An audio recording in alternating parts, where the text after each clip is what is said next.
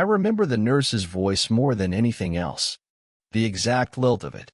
The gentle warmth, the kind of tone meant to soothe new fathers teetering on the edge of panic. We were still in the recovery room. The overhead lights had been dimmed. My wife, Lila, was half asleep, her hair matted to her forehead with sweat and effort. The baby, our son, was bundled tightly in a blanket the color of eggshells. The nurse leaned in, smiling at me like I was the most fragile person in the room, and said, "Oh, is this the guy you always came to class with?" That's what she said. A simple question. But the way it cut through me, it was like hearing your name whispered behind a locked door. Lila's eyes didn't open. She didn't correct her. She didn't say, "No, he's my husband." We took the first few together. Then I kept going alone. She just lay there, still and sweating, while I stood perfectly motionless at the foot of the bed, staring at the nurse. "I'm sorry," I asked. The nurse blinked, immediately sensing something shift. "Oh, never mind. It's just, I thought you looked different from the guy she used to bring to class." Used to bring. My mouth went dry. I forced a smile.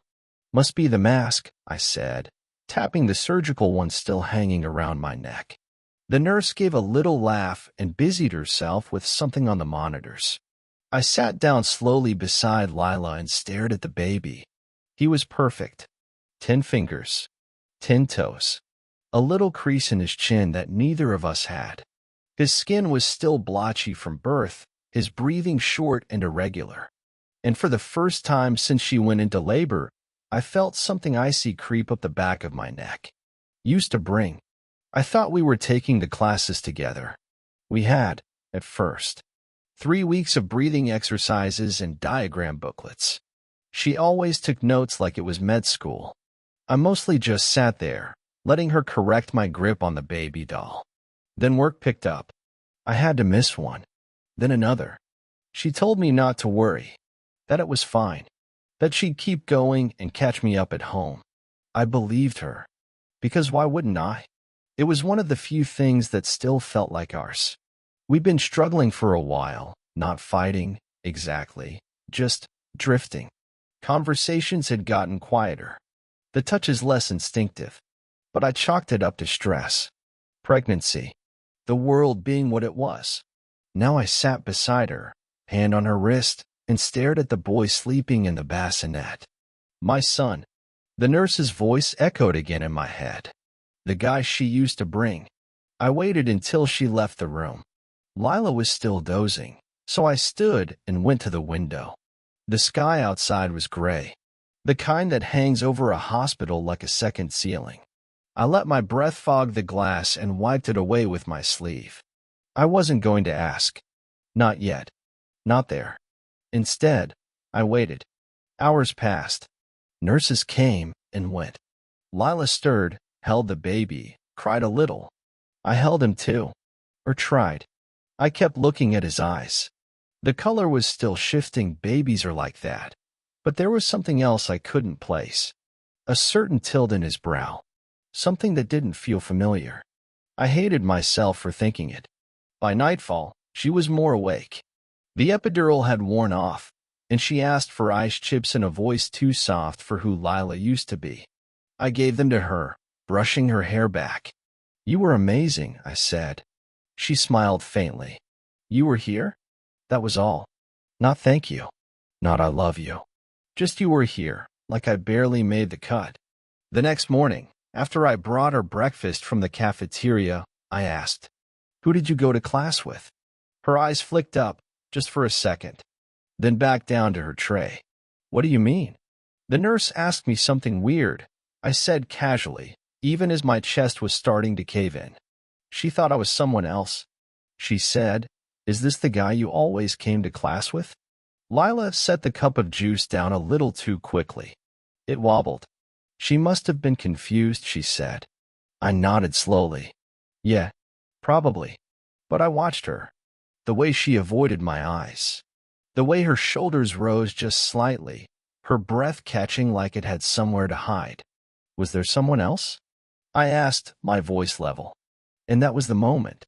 Right there. That impossible silence, like someone had just walked into a cathedral with muddy boots. Her lips parted, closed. Then she said, "Don't do this. Not now." It wasn't a denial. It wasn't anger. It was fear. And suddenly, the last 3 months rewound in my mind like a security camera I hadn't bothered to watch until it was too late. Her phone always face down. The way she'd start humming in the kitchen after coming home late from those classes. How she'd started showering before bed, even though she used to hate sleeping with wet hair.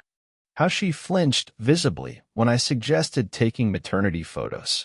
They say you can't see a lie when it starts, but you can feel when something has ended. She didn't answer. She didn't have to. I didn't sleep that night.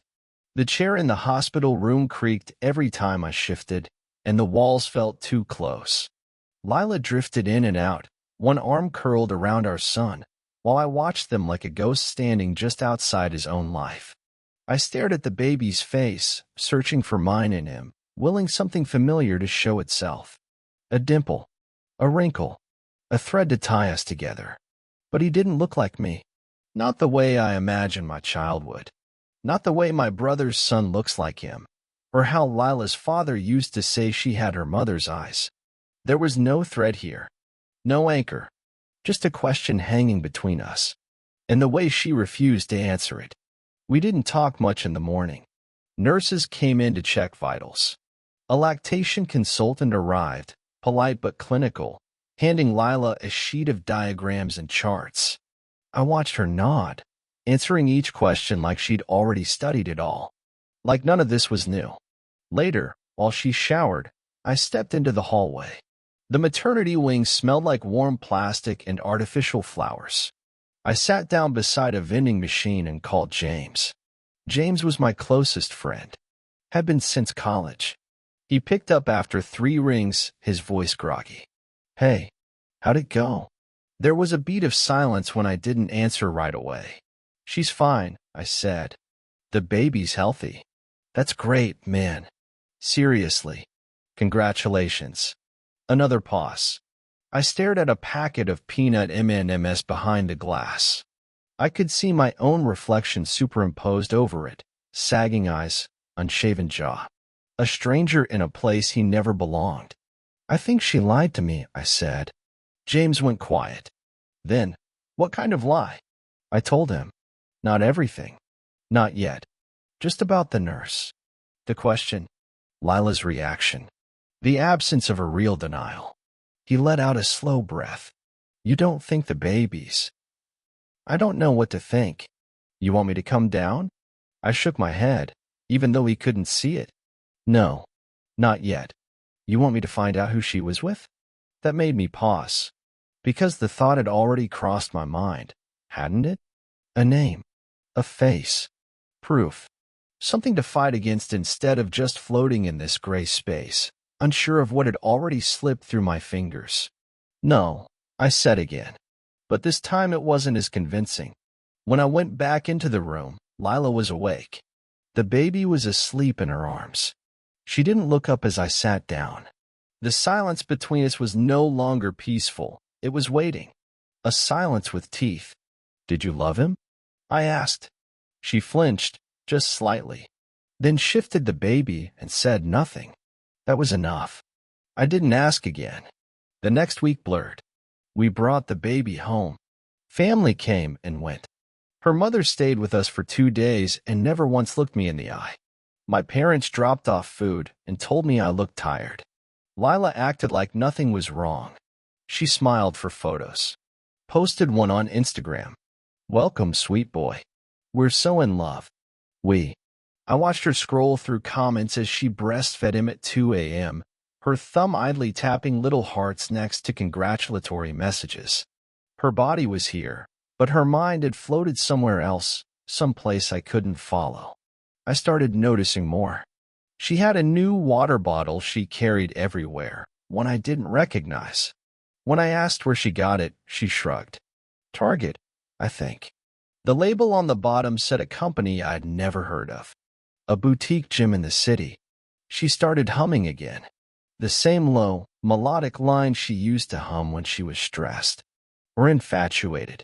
She set passwords on apps she never used to lock. Her phone lit up late at night, and she'd glance at it too quickly, pressing the screen before I could see the name. Then there were the receipts. One from a sushi place near the parenting class center, dated a week after I'd missed our third class. She said she didn't go out afterward, that she always came straight home. Another one was folded in the trash. 2 movie tickets. A theater neither of us had been to in years. When I asked if she'd gone with her sister, she blinked like she had to scroll back through 100 lies just to find one that fit.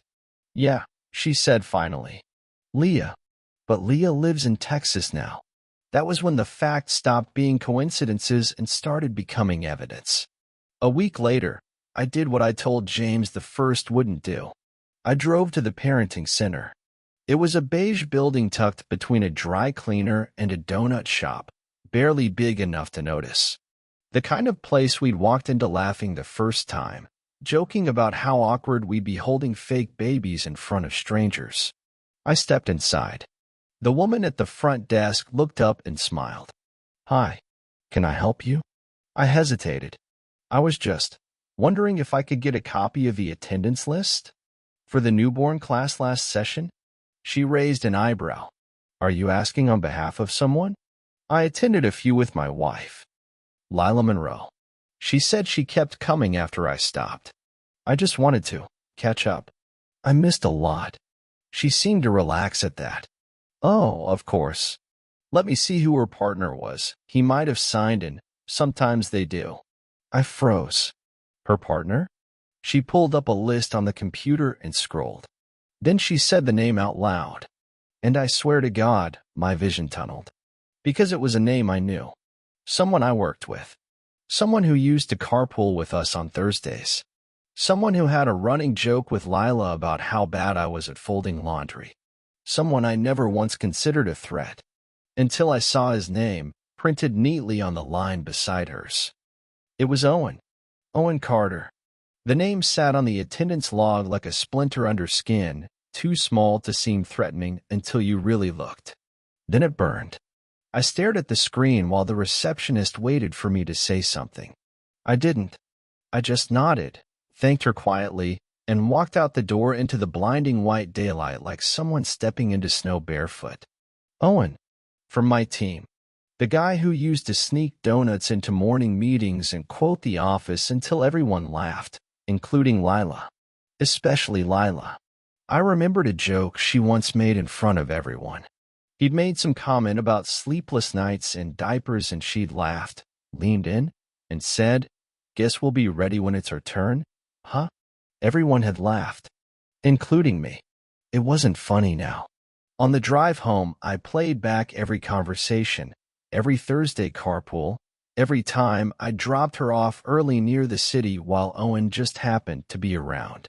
The Friday when I came home late from the airport and she was already asleep, her phone buzzing on silent. The day she said she'd be at her sister's, and I believed it without a second thought. The cracks weren't forming, they'd already formed. I just hadn't been looking at the foundation. At home, Lila was sitting on the couch in a hoodie and leggings, the baby tucked in the crook of her arm. She looked up when I came in and gave a quick smile. The kind that used to reach her eyes, but now only hovered at the corners of her mouth, like something practiced. "How was the store?" she asked. I didn't answer. Just stood in the hallway, staring at her. She blinked. What? I stepped in slowly, watching the baby breathe. So tiny. So still. I went to the center, I said. Lila's face didn't move, but something behind her eyes shifted, like a curtain pulling shut. I talked to the receptionist, I continued. Said she could look up your partner. Thought maybe I could get the notes. Catch up.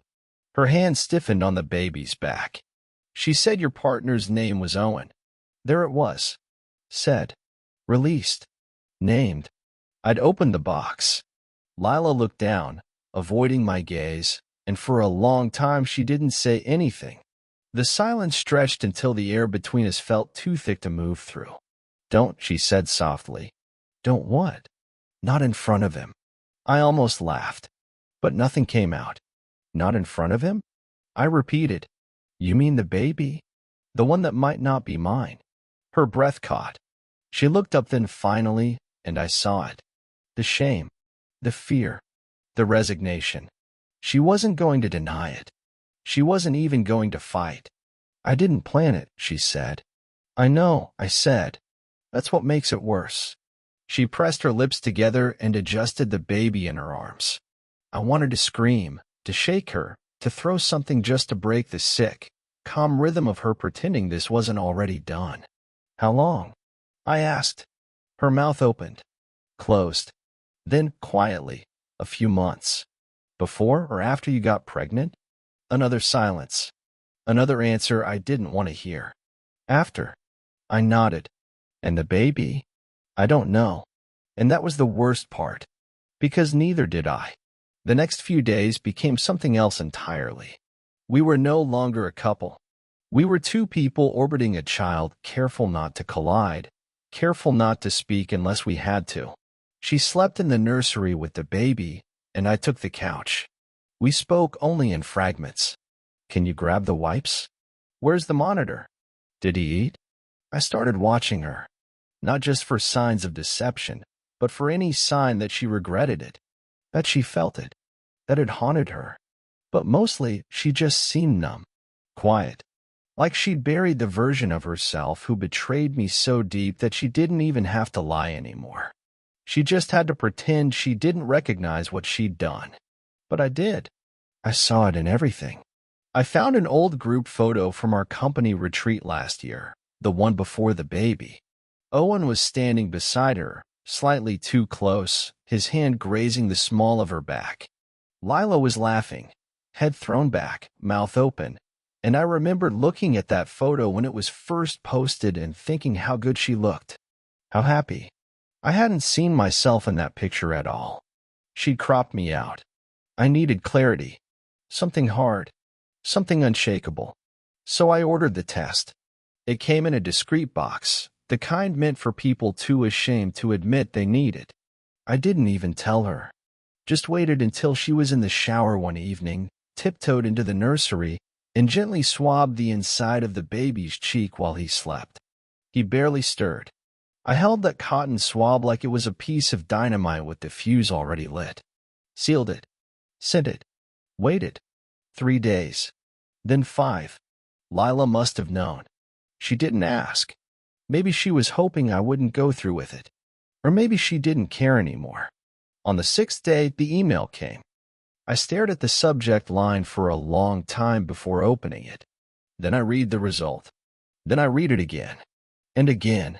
And again. Because the test said 0%. Zero. Zero chance that I was the biological father. I dropped the phone onto the kitchen counter and sat down, staring at the baby monitor as it blinked silently beside the toaster. He wasn't mine. And the thing that broke me wasn't just the fact. It was the realization that I had already known. Somewhere deep down. The moment the nurse asked. The moment Lila hesitated. The moment I saw Owen's name typed in clean black ink on that sheet. What I was feeling now wasn't shock. It was confirmation. That night, I didn't sleep. I sat at the edge of the couch with my hands clasped like I was praying. Or maybe bracing for impact. In the morning, I walked into the nursery and found her asleep in the rocking chair, the baby against her chest. I stood there, watching them. This woman I used to love. This child that felt like both everything and nothing to me. "I got the results," I said. She opened her eyes slowly. Her face was pale. And she whispered. I shook my head. Her arms tightened around the baby. She didn't cry. She just looked down at him and said, so faint I almost didn't catch it, "I didn't think it would hurt like this." I didn't answer. I couldn't. Because this wasn't pain. This was the slow dismantling of a life. And the only thing left now was what came next. She wanted to talk. She waited until the baby was asleep, then came into the living room with a blanket over her shoulders and her hair pulled into a knot that made her look younger than she was. It was the first time we'd been alone, really alone, since the results came in. No shared parenting scripts. No excuse to avoid the thing clawing at the edge of our silence. She sat on the other end of the couch. Our couch. The same one we bought on a lazy Sunday 3 years ago, when the only thing we fought about was the color. Gray or cream. She'd won, of course. "You're not saying anything," she whispered. "What is there to say?" Lila looked at her hands. Pale, slender, the wedding ring still on her finger. I hadn't taken mine off either. Maybe I was waiting for a moment dramatic enough to justify it. A slammed door. A suitcase. Something cinematic. But this wasn't a movie. This was the slow bleed of something that used to be alive. "I didn't know," she said again. "About the baby. I swear." "Stop saying that like it makes it better." She flinched. "You don't think I've been punishing myself?" "No. I think you've been avoiding it. Same thing you did to us." That landed. I saw it in the way her shoulders curled inward, like a page folding in half. "I didn't sleep with him for love," she said. "I need you to know that." I turned to her slowly.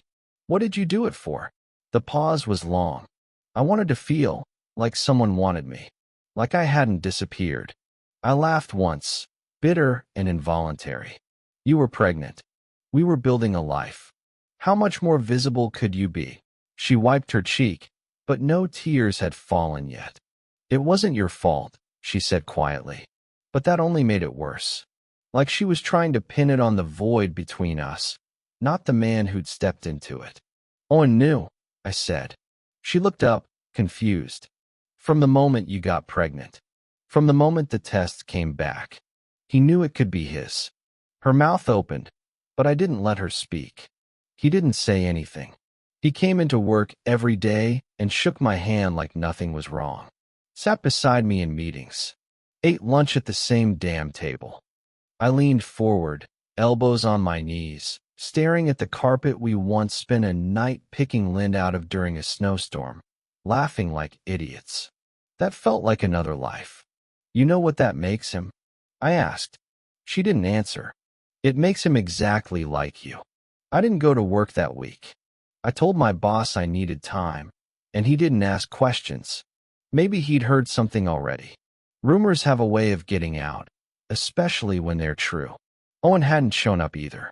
His desk was still neat. Coffee mug washed and turned upside down like he'd planned to come back. I fantasized about confronting him, walking into his apartment, handing him the DNA results, and watching the color drain from his face. But I didn't. Not yet. I wasn't ready for that kind of ending. Instead, I started documenting. I pulled our tax records, our joint account activity. I looked at everything through a new lens, searching for deception the way you search for mold.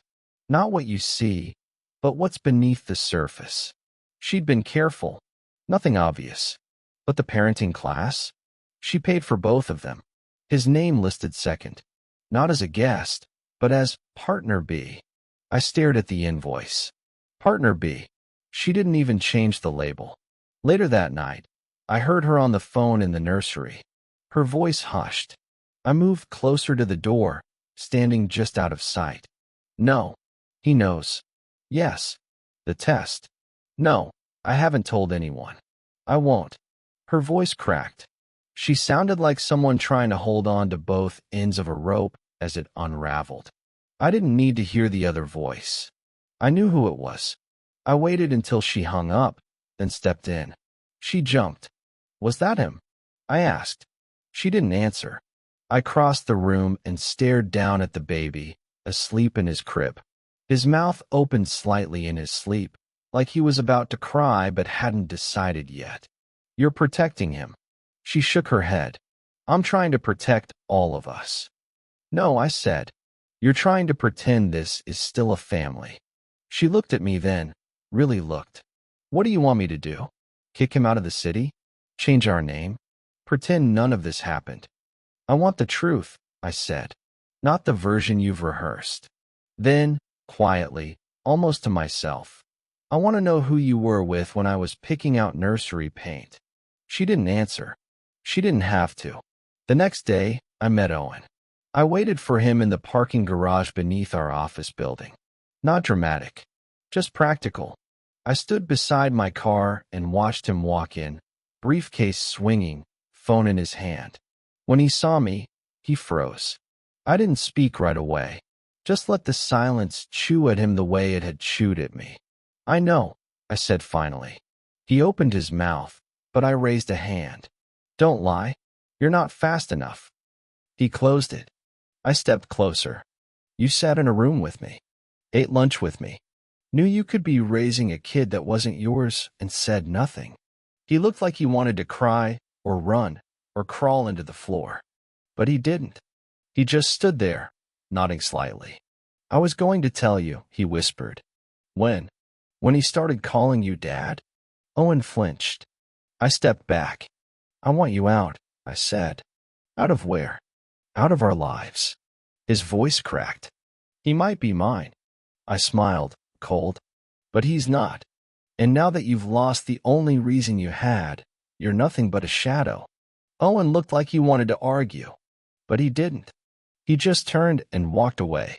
And I stood there in the dim, fluorescent light of a parking garage, realizing that even though I didn't throw a punch, I'd just broken a man. At home, Lila didn't ask where I'd been. I walked into the nursery, looked down at the boy who wasn't mine. He opened his eyes, bright, calm, trusting. I didn't know what I was supposed to feel. Hate? Resentment? Some primal urge to disown? But instead, I just reached down and picked him up. He fit in my arms like he always had. And I whispered, "Your mother lied." He ran. But I'm still here. Not for her. Not for Owen. But for this child. Even if he didn't come from me. Because sometimes betrayal doesn't just take things away. Sometimes it hands you a choice. And I was finally ready to make mine. The lie was still hanging in the air, but the silence that followed had shifted. It wasn't heavy anymore. Not like a weight on my chest. More like a clarity. A stillness you only get when the storm has already passed and everything that mattered has been washed away. I watched the boy sleep in my arms, his body curled into mine like instinct. There was nothing of me in his face. No blood. No genetic tether. But he reached for me when he stirred. Frowned when I moved. Knew the rhythm of my breathing without ever needing to be taught. He didn't know about Owen. About betrayal. About lies folded into lullabies. All he knew was I'd been there. And now, that meant something. Lila tried to talk to me again later that week. I was packing up a few things from the bedroom. Not clothes, just pieces of myself. My books. My watch. A box of mementos I kept from before we were married. A ticket stub from our first movie together. The cufflinks my father gave me on our wedding day. A sonogram photo of the baby printed before any of this had started to rot. She stood in the doorway, watching me like she couldn't decide whether to apologize or make me stop. "I don't want this to be how it ends," she said. I didn't look at her. "You don't get to decide that anymore. I didn't choose him over you." I finally turned. "You did. Every time you went to that class and didn't tell me. Every time you kissed him and came home to me. Every time you let him sign in as your partner and left me in the dark. You chose him again and again, and now you're just upset that it didn't last." Her face crumpled, and I saw something I hadn't seen in weeks. Real grief. But not the kind you get when you lose a man. The kind you feel when you realize you lost the one who stayed. "I loved you," she whispered. "Then you should have protected us." I found a lawyer. Quiet. Sharp. A woman named Harris who asked precise questions and didn't flinch when I told her everything. She'd seen worse, probably. She didn't care about the drama. She cared about custody. "I know he's not biologically yours," she said. "But if you've been acting as the father, if you were present at birth, your name is on the birth certificate, you may still have rights. But if you walk now, she can close that door forever." I nodded slowly. "I don't want to raise someone else's child." Harris tilted her head.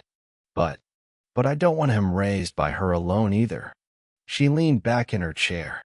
"Then fight." The legal path was murky. In our state, Paternity can be challenged within 60 days of signing. After that, the court values consistency, what's best for the child. Biology only goes so far. It was a chess game, and I was already behind, but I still had leverage. Owen, in the emails I'd quietly forwarded to myself. He'd sent her messages while she was still with me, called her baby, talked about raising their son together, promised to wait for the right time. And she'd responded, giggled, fantasized, not just about him, but about replacing me. I compiled everything. If I was going down, I wasn't going down alone. 2 weeks later, I served her the notice. It was a custody petition, not for full custody, not even joint, just acknowledgement, a claim of legal standing, proof that I wasn't going to vanish into the rearview mirror of this child's life. She read it in the kitchen, her hands trembling. You're suing me? No, I said. I'm putting something on record. Her voice broke. He's not yours.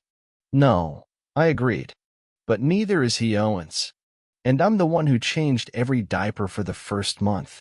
I'm the one who stayed up while you cried. I'm the one who held him the night he wouldn't sleep. She covered her mouth like she was going to scream or vomit. I didn't ask you to, she whispered. That stung more than I expected. No, I said. But he did. The next morning, Owen showed up. I don't know how he found out. Maybe Lila told him. Maybe he still had keys. Maybe he never actually left. I opened the door and he was just standing there, hair disheveled, jaw tight. I want to see him, he said. I didn't move. Why? I'm his father. I nodded. That's what the test said. But being a father is something else. He tried to push past me. I put my hand on his chest. Try it, and I'll call the cops. He froze. I have copies of every message you sent her, I said. Every lie. Every plan. And if you come near him again, I'll make sure your company sees all of it. He swallowed. You think I care about my job? I stepped closer. I think you care about your reputation. And I think you're scared. Because even though you won the DNA lottery, you lost the war. He doesn't know your voice. He doesn't reach for you when he's scared. He doesn't know your smell or your arms or your heartbeat. Owen didn't answer. And I saw it, that flicker of realization. He'd made a child, but he hadn't made a connection. I shut the door before he could say anything else, and locked it. That night, I held the baby and watched the ceiling fan spin slow circles above us. He reached up once, sleepy-eyed, and touched my chin. And I whispered, you didn't ask for any of this. I didn't know what would happen in court. Didn't know if I'd win or lose or just fade out like a ghost at dawn. But I knew one thing. If there was ever a moment in his life where someone asked, where's your dad? I wanted him to be able to say, he's the one who stayed. Because sometimes blood doesn't make you a father. A choice does. They say grief comes in stages. So does betrayal, denial, anger, bargaining. But there's no clean line into acceptance, just the slow erosion of what used to be certain. The final part isn't healing. It's recalibration. You stop asking, how could they? And start asking, what now? The court date came faster than expected. Lila didn't contest my petition. She showed up with her lawyer, pale and hollow-eyed, wearing the same navy blazer I'd bought her for our anniversary 2 years ago. I hadn't seen her wear it since. Maybe it was a peace offering. Maybe it was armor. We didn't speak before the hearing. Didn't even make eye contact. It was short, uneventful, civil, in the most clinical way that word can be used. My lawyer made the case. Hers didn't refute it. The judge, an older woman with tired eyes and a patient tone, asked a few questions. About the baby. About me. About what I wanted. I'm not asking to take him away, I said. I'm asking not to be erased. And that was enough. Temporary visitation. With a path to more. Not a victory, exactly. But not a loss either. I moved into a furnished sublet 2 towns over. It wasn't much. A second-floor apartment above a shuttered bakery, with sloped ceilings and radiators that clicked all night like old bones trying to settle. But it was mine. Clean. Quiet. No shared closet. No silent kitchen with untouched coffee mugs. I bought a crib, diapers, formula, a second-hand rocking chair from Facebook Marketplace that creaked like it had a memory of someone else's child. I didn't decorate, just folded things neatly, waited, and then he came. The first time I picked him up from Lila's place, she didn't say anything, just opened the door, placed him in my arms, and closed it again. No goodbye.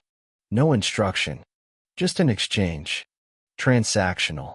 Cold. He cried for the first hour.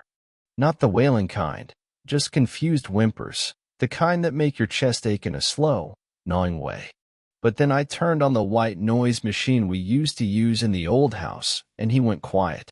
Recognition. The ghost of comfort. I sat in the rocking chair and held him against my chest. Back and forth. Back and forth. Listening to the radiator, listening to his breath. I didn't say anything, just stayed. The weeks that followed carved new routines. He came every other weekend. Then, slowly, every Friday night through Sunday. It was hard at first. Sleepless. Messy. I'd wake up to bottles half-warmed in diapers I hadn't sealed properly. But he adjusted faster than I expected. And so did I. The strangest part wasn't how natural it started to feel. It was how much I needed it. Not for redemption, not for pity, but because in those quiet, early morning hours, when the city was still asleep and his weight rested on my shoulder, I wasn't thinking about Lila, or Owen, or what I'd lost. I was just thinking about what he might become, and whether, when that day came, I would still be part of the picture. Lila never called. Not once. Sometimes she sent updates through a shared parenting app, vaccination schedules, doctor notes, but no emotion, no small talk, like she was trying to compress everything we were into bullet points. She had a new job. I knew that much. She started going by her maiden name again. Stopped posting on social media. Some people probably assumed she was a single mom by choice. Some probably thought I'd left her. I never corrected anyone, because the truth wasn't clean, and I was tired of giving it shape. As for Owen, he disappeared. Left the company a few months after our parking garage conversation. No formal goodbye. No 2-week notice. HR just said he relocated. I checked once, curiosity, not obsession, and found a new job listing in Phoenix. His profile scrubbed. No photos. No trace. Maybe he ran. Maybe she let him. Either way, it didn't matter. He'd had a son and walked away. And I, somehow, had stayed. One night, months later, Lila texted. It was a Sunday. The baby was asleep, the apartment quiet. The message lit up my phone like a warning flare. Do you ever regret it? I stared at the screen. Typed, then deleted. Waited 10 minutes. Then typed again. Regret what? Loving him or loving you? The typing bubbles flickered, then vanished. She never replied, and I didn't follow up, because I'd already learned what I needed to. She wasn't asking for me. She was asking for forgiveness, and I wasn't ready to give it. The baby turned one in March. He stood on wobbly legs beside my coffee table, one hand gripping the edge, the other waving wildly in the air like he was trying to steady the world itself. When he looked at me, wide-eyed, smiling, I saw nothing of Owen in him. Nothing of Lila either. Just himself. Just a boy with a chance to become something better than what we gave him. I walked over, knelt down, and he leaned into my chest. No hesitation. And I realized something then. It didn't matter who his father was. What mattered was who would be there when he took his next step, and then the one after that, and after that. Because in the end, being a father isn't about blood. It's about presence. It's about choosing the child, even when the child was never chosen for you. So I stayed. Not because I had to, but because he deserved someone who wouldn't leave. Not when it got hard. Not when it hurt. Not even when the truth broke everything else. Just one person. One constant. The one who stayed. Thanks for watching. If this story pulled you in, make sure to subscribe and hit the bell so you never miss the next confession. Until next time, take care and watch who you trust.